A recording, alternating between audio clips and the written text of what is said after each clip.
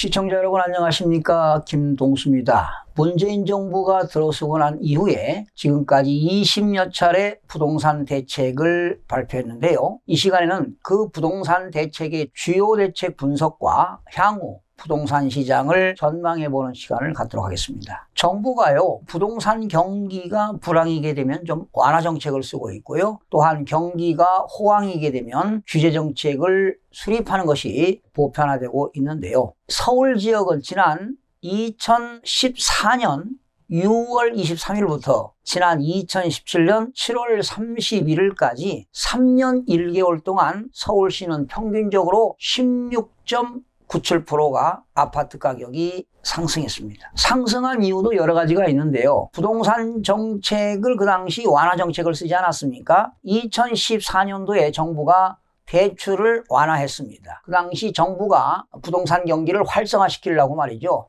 집사라고 정부가 권유하지 않았습니까? 그리고 그 당시 LTV, 즉 주택담보대출 비율이 60%였는데 70%로 완화시켰고요. DTI입니다. 총부채 상환 비율도 60%에서 70%로 완화시키면서 대출을 많이 하던 그런 시절이었습니다. 지난 3년을 돌아보면요, 여러 차례 부동산 대책을 발표했지만 그래도 큰 부동산 대책이 2017년 파리 부동산 대책과 그리고 2018년 9.13 부동산 대책, 그리고 2019년 12.16 부동산 대책인데 이 세 가지를 자세하게 여러분들에게 분석해 드리면서 그 아파트 변동 가격을 여러분들에게 자세하게 전해드리겠습니다. 먼저 지난 2017년 파리 부동산 대책인데요. 그 주요 내용은 크게 세 가지로 볼 수가 있습니다. 우리가 1세대 1주택을 2년 이상 보유하고 양도하면 비과세인데 거주 기간을 좀 추가시켰죠. 그래서 1세대 1주택 비과세 요건을 강화했습니다. 즉 2년 보유에 2년을 거주하도록 했습니다. 그러나 2년 거주는 전국의 모든 지역이 되는 것이 아니라 조정 대상 지역에서 2년 보유에 2년을 거주해야만이 비과세가 되는 걸로 강화됐는데 시행 시기는 2017년 8월 3일 이후 취득분에 한해서 이렇게 2년 보유에 2년 거주해야 됩니다. 그리고 다주택에 대한 중과세를 시행했었죠. 조정 대상 지역에서 1세대 2주택자가 양도하면 10%를 더 중과세하고 1세대 3주택자가 양도하면 20%를 추가로 중과세를 적용하게 되는데, 그리고 분양권 전매 시 양도소득세 중과 제도를 했었죠. 조정 대상 지역에서 분양권을 양도하게 되면 양도소득세 50%를 적용하는 것인 2018년 1월 1일 이후 양도분부터 적용하는데, 이러한 것이 2017년 파리 부동산 대책인데요. 이런 파리 부동산 대책한 이후에 서울 지역은 어떻게 주택가격이 변동되었느냐.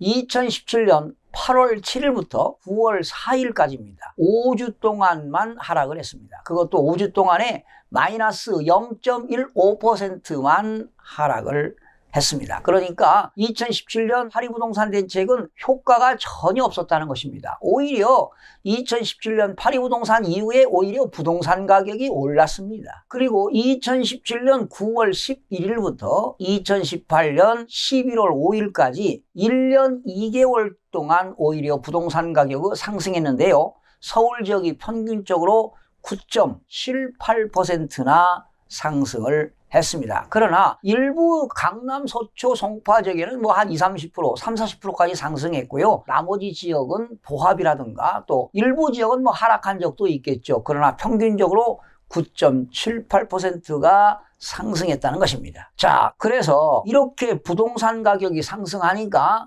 2018년 9월 13일 날 9.13 부동산 대책을 정부가 발표했는데, 이때 주요 안건은 중요한 것이 한 4가지 정도가 되는데요. 일시적인 1세대 2주택 중복 보유기간을 단축했습니다. 조정 대상 지역에서는 3년 이내 양도하면 비과세입니다. 그러니까 1주택을 가진 사람이 새로운 신주택을 취득하게 되면 종전주택을 3년 이내 양도하면 비과세하던 것을 조정 대상 지역에서는 2년 이내 양도하는 것으로 비과세하겠다. 이렇게 해서 중복 보유기간을 3년에서 2년으로 단축을 시켰는데요. 시행 시기는 2018년 9월 14일 이후 양도분부터 시행하게 됐습니다. 또한 이 당시 개정된 게 1세대 1주택 장기 보유 특별공제에 거주 요건을 추가시켰습니다. 그러니까 1세대 1주택을 10년 이상 보유하게 되면 최고 80%까지 적용하던 것을 2년 이상 거주해야만이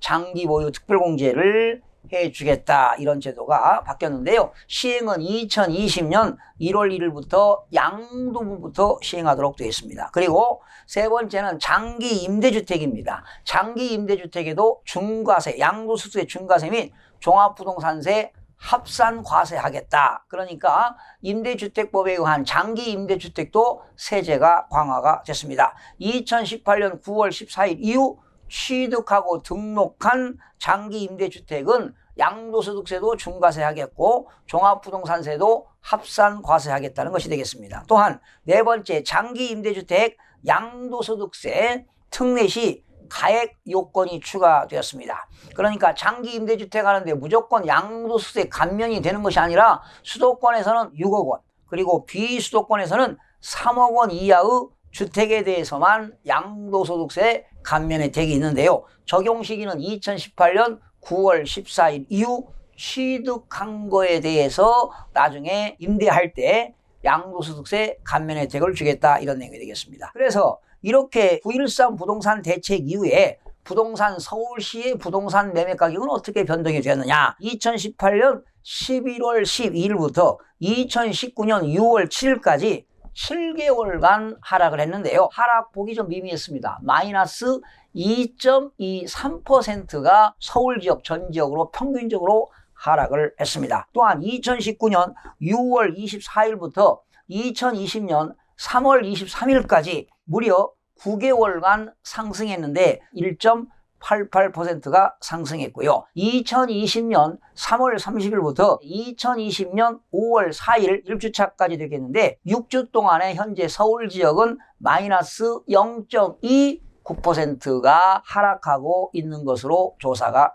되었습니다. 자, 그렇다면 2019년 12월 16일 부동산 대책은 상당히 내용이 방대하지요. 1주택 장기 보유 특별공제 거주 요건이 추가가 됩니다. 자, 여러분, 1세대 1주택 장기 보유 특별공제는 10년 이상 보유하게 되면 혜택이 많았는데요. 이제는 거주 기간에 따라서 차등 적용됩니다. 보유 기간도 연 4%가 되겠고요. 거주기간도 연 4%입니다. 원래는 보유기간 연 8%가 되겠는데 이제는 보유기간도 4%, 거주기간도 4%, 즉 거주 요건이 추가가 되었습니다. 시행시기는 내년부터입니다. 2021년 1월 1일 이후 양도분부터 시행이 됩니다. 그리고 일시적인 2주택 중복 보유기간 단축이 되었습니다. 조정 대상 지역, 원래는 3년 이내 양도하는데 조정 대상 지역에서 2년으로 바뀌었죠. 그런데 다시 2년에서 1년으로 바뀌었습니다. 그러니까 신주택을 취득하면 조정 대상 지역에서 종전주택을 2년에서 1년 이내에 팔아야 됩니다.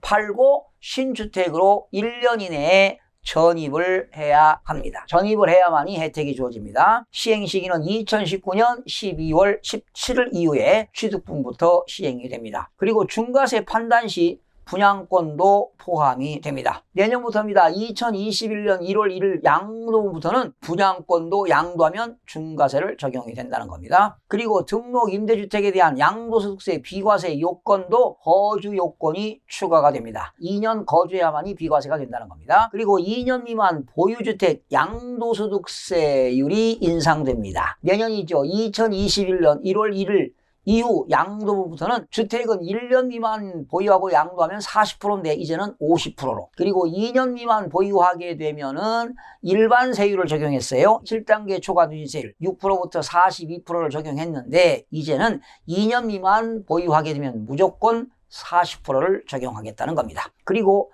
다주택 중과세를 한시적으로 유예하겠다. 그러니까 2019년 지난 12월 17일부터 올해 2020년 6월 30일까지 양도하게 되면 다주택자들은 10년 이상 보유한 사람은 중과세를 하지 않겠다는 것이죠. 그리고 종합부동산세 세율 인상하기로 발표했었죠. 2020년 기소분부터 하기로 했습니다. 일반은 0.1%부터 0.3% 인상, 다주택자는 0.2%에서 0.8%까지 인상하기로 했는데 이번 20대 국회에서는 통과되기가 쉽지가 않습니다. 아마 21대로 넘어갈 것 같습니다. 그리고 종합부동산세 세부담의 상한 인상입니다. 2주택은 세부담의 상한이 200%에서 300%로. 그런데 역시 이것도 통과가 되어야 됩니다. 그리고 종합부동산세 세공제 확대가 되겠죠. 고령자 공제가 있습니다. 10%씩 인상해서 공제 한도를 70%에서 80%로 인상하겠다는 겁니다.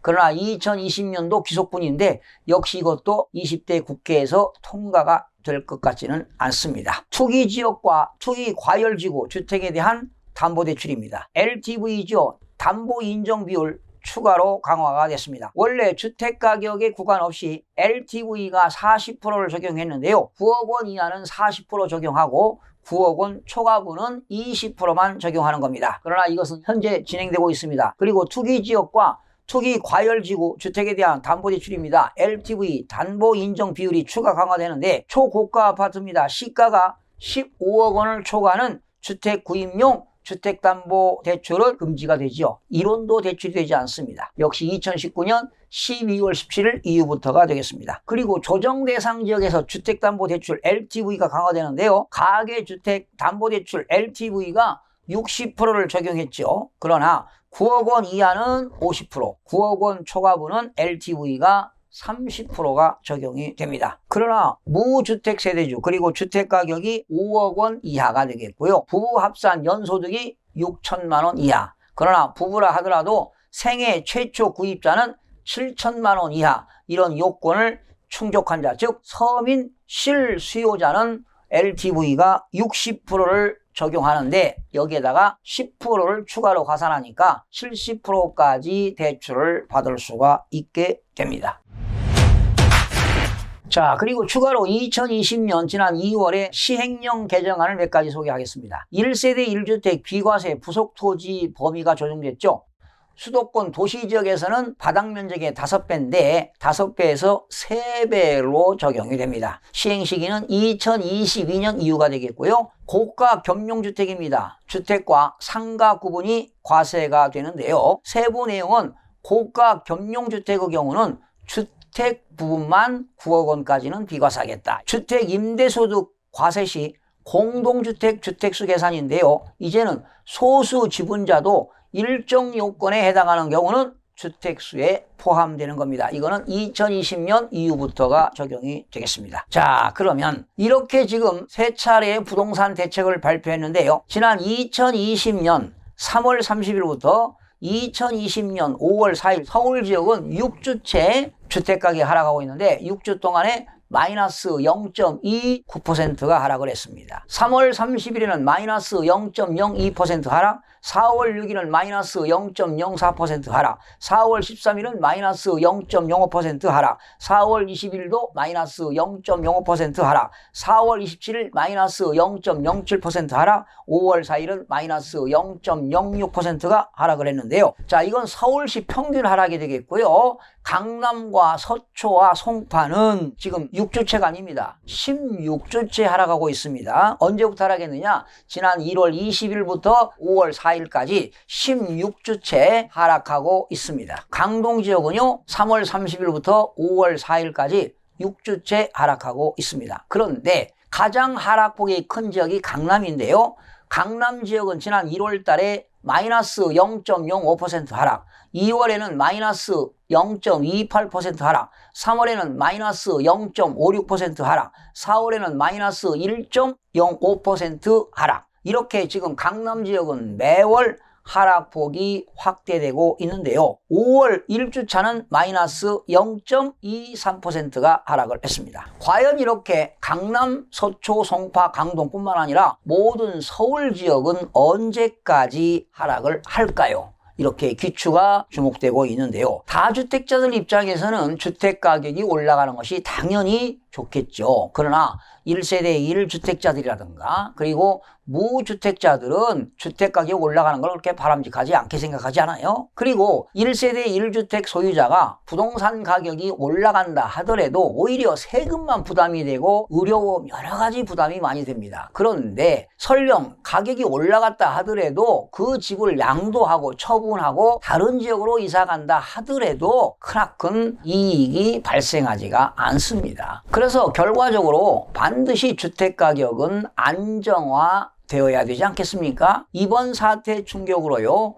부동산 가격 하락은 상당 기간 불가피하기 때문에 부동산 투자 리스크 관리를 강화할 필요가 있습니다. 일각에서는 주거용 부동산 가격 폭락 가능성을 제기하고 있지만 최근 주택가격 상승률이 둔화되어 온 점을 감안할 때 급락보다는 점진적으로 오랜 기간 동안 하락할 가능성이 높아 보입니다. 상업용 부동산 역시 한계 기업들의 채무 불이행, 상업용 부동산 저당 증권 연체율 증가 등으로 상업용 부동산도 약세가 예상이 됩니다. 상업용 부동산은요, 철저한 임장 활동과 수익률을 분석해서 보수적인 투자가 요구되는 상황입니다. 무주택자들은 서두르지 마시고 인내를 가지고 기다리시기 바랍니다. 또한 매매가격 변동률을 철저하게 조사해서 저점의 매수 타이밍을 잡아보시기 바랍니다. 시청해주신 여러분 대단히 고맙습니다. 최선을 다하겠습니다. 내일 아침에 찾아뵙겠습니다.